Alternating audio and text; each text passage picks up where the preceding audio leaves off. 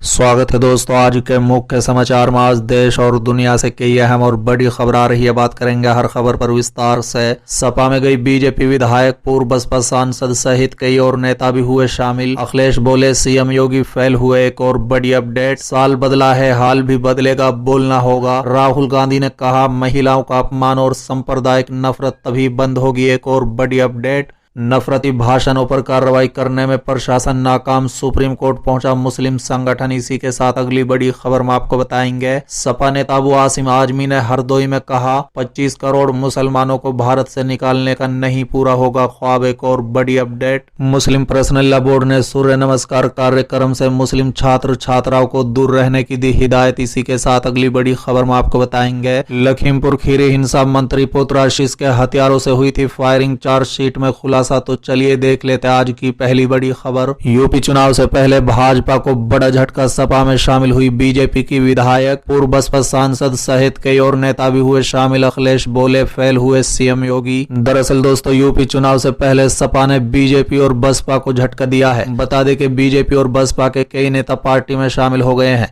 बहराइच से भारतीय जनता पार्टी की मौजूदा विधायक माधुरी वर्मा सपा में शामिल हो गई हैं।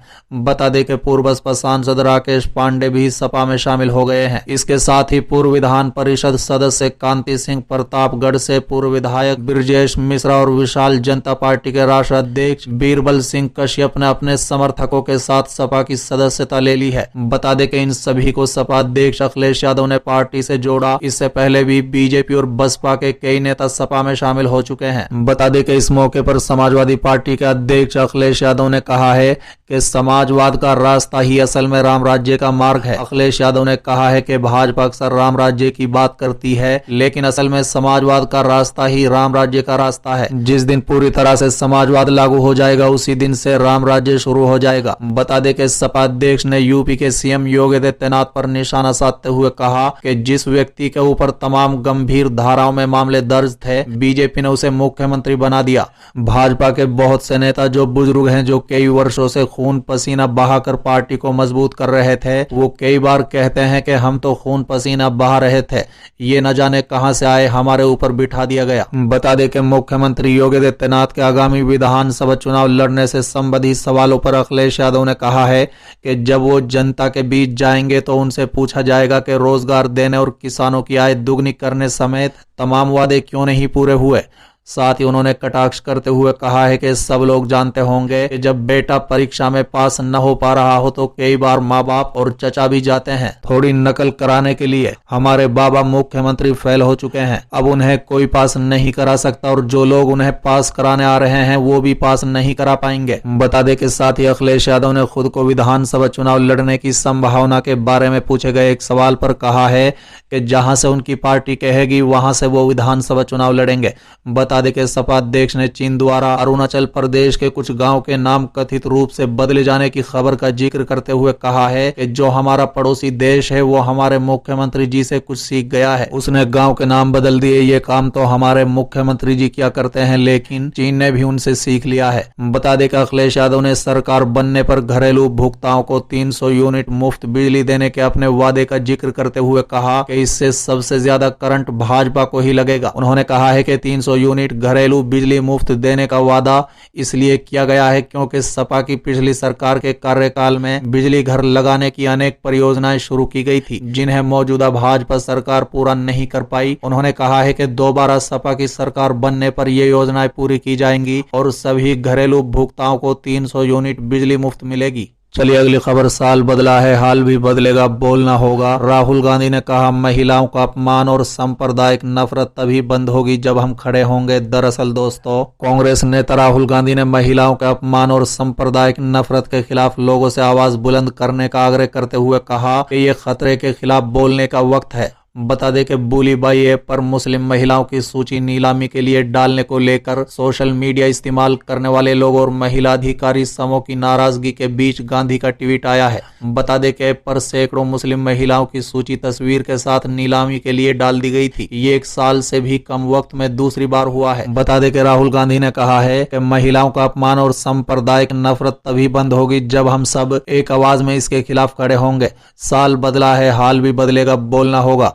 महिलाओं का अपमान और सांप्रदायिक नफरत तभी बंद होंगे जब हम सब एक आवाज में इसके खिलाफ खड़े होंगे। चलिए अगली खबर। नफरती भाषणों पर कार्रवाई करने में प्रशासन नाकाम, सुप्रीम कोर्ट पहुंचा मुस्लिम संगठन। दरअसल दोस्तों, मुसलमानों के खिलाफ नफरती भाषण के विरोध में एक मुस्लिम संगठन ने अब सुप्रीम कोर्ट का दरवाजा खटखटाया है। बता दें कि जमीयत उलमा हिंद नाम के संगठन ने अपनी याचिका में कहा है कि शिकायतों के बावजूद प्रशासन ने इस तरह की घटनाओं पर कार्रवाई नहीं की। बता दें कि संगठन के अध्यक्ष सैयद महमूद असद मदनी के मुताबिक इस तरह के भाषण दूसरे व्यक्ति के विश्वासों की आलोचना की वैधानिक सीमा से परे जाते हैं। साथ ही याचिका में कहा गया है कि पैगंबर मोहम्मद का अपमान करना इस्लाम की बुनियाद पर ही हमला करना है। कई ऐसी हिंसक घटनाएं हुई हैं जिनमें कई जिंदगियां गई हैं।